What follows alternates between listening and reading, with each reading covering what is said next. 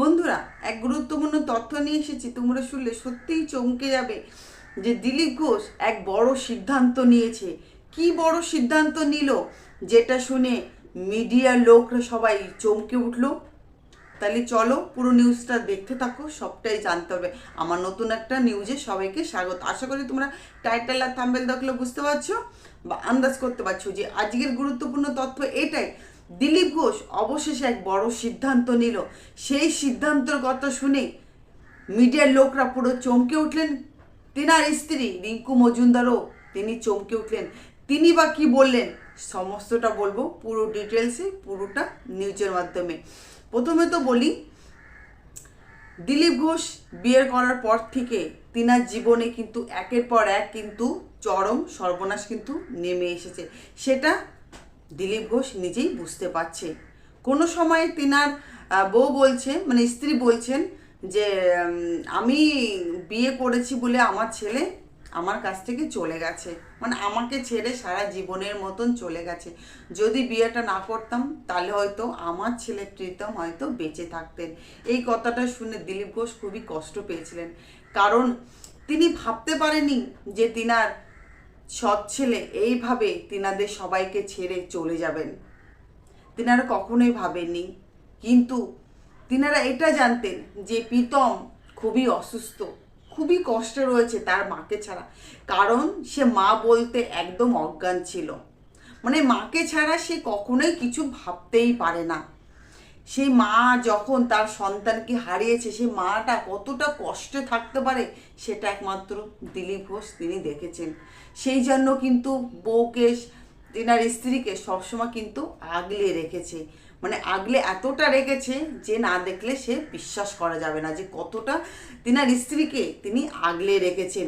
তিনি যখন সকালবেলা মর্নিং ওয়াক করতে যেত ইকো পার্কে, রোজ দিলীপ ঘোষ ইকো পার্কে মর্নিং ওয়াক করতে যায়, রিপোর্টারদের সামনে কিছু না কিছু তিনি বলতে থাকেন, খুব হাসি খুশি তিনি বলতে থাকেন কিছু না কিছু।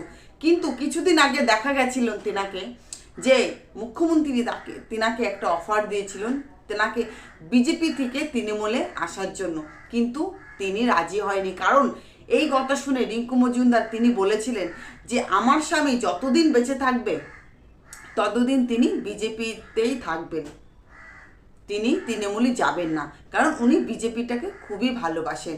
আর এটা নিয়ে তো কোনো প্রশ্নই ওঠে না বা কোনো কথাই ওঠেন না। এই কথাটা কিন্তু রিঙ্কু মজুমদার কিন্তু এই কথাটা বলেছিলেন মিডিয়ার সামনে। তখন তখন কথাটা কিন্তু মিডিয়ার সামনে তিনি প্রচার করেছিলেন, কি সেটা কিন্তু দিলীপ ঘোষ জানতেন না। দিলীপ ঘোষ যখন রোজ মর্নিং ওয়াক করতে যায় তখন রিপোর্টাররা কিছু না কিছু তিনাকে জিজ্ঞাসা করে, কিছু না কিছু তিনি বলতে থাকেন। বেশ হাসি খুশি তিনি কিন্তু কথাগুলো বলেন। মঙ্গলবার তিনি যখন মর্নিং ওয়াক করতে গেছিলেন তখন কিন্তু কিছু রিপোর্টার তিনাকে কিছু জিজ্ঞাসা করেছিলেন। তখন তিনি বলেছিলেন যে আমি আর কিছু বলবো না।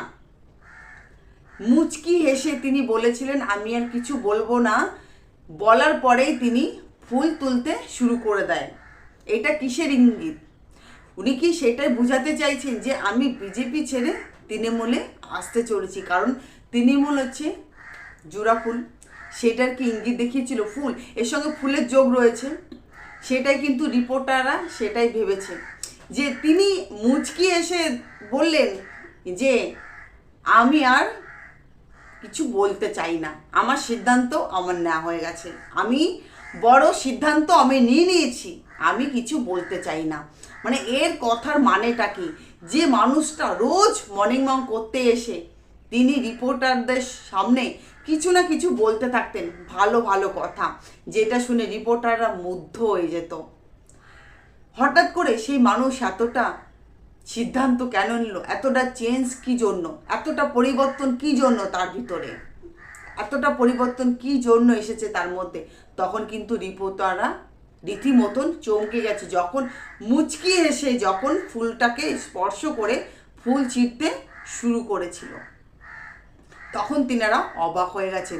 তানে উনি ইঙ্গিত দিচ্ছেন যে আমি বিজেপি ছেড়ে তৃণমূলে যাচ্ছি। এই ইঙ্গিতটা তিনি হয়তো দিয়ে বোঝাতে চাইছেন। এই কথাটা মুখ্যমন্ত্রী কিন্তু তেনাকে বারবার করে বলেছিলেন যে আমাদের সঙ্গে যোগ দিন, আমাদের কাছে থাকুন। কিন্তু তিনি ছোটবেলার থেকে বিজেপিকে খুবই ভালোবাসতো এবং কি যখন দীঘাতে গেছিলেন তখনও কিন্তু তেনাকে ইনভাইট করা হয়েছিল, তখনও কিন্তু এরকম প্রস্তাব দেওয়া হয়েছিল তেনার পার্টি থেকে। এবং হাওড়াতে যখন পার্টি অফিসে গেছিলেন, পার্টি যখন করছিলেন, তখনও কিন্তু বিভিন্ন ধরনের কিন্তু কথা উঠে এসেছিল, তখন কিন্তু তিনি অস্বীকার করেছিলেন।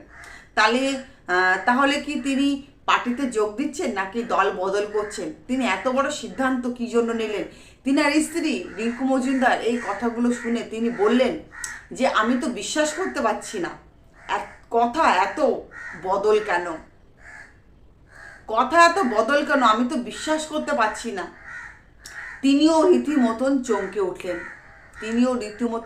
উঠলেন, কারণ তিনার সন্তানকে হারিয়ে সে খুবই অসহায় পড়েছে, মানে এতটা অসহায় পড়েছে যে সেটা ভাবা যায় না। তিনি দিলীপ ঘোষকে স্বামী হিসাবে পেয়ে তিনি খুবই খুশি।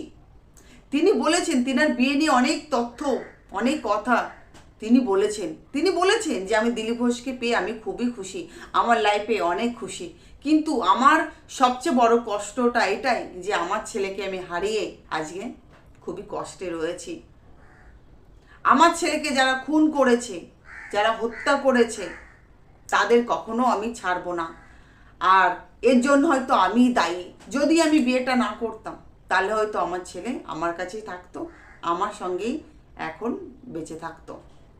যাই হোক, আজকে নিউজটা পর্যন্ত। নিউজটা যদি ভালো লেগে থাকে অবশ্যই চ্যানেলটিকে সাবস্ক্রাইব করে আমার নিউজে একটা লাইক করে আমার পাশে থাকবেন। এই তথ্যগুলো সংগ্রহ করছি, যে তথ্যগুলো শুনেছি সেই তথ্যগুলো তোমাদের সামনে তুলে ধরেছি। এই সত্যটা আমি সত্যি যাচাই করিনি।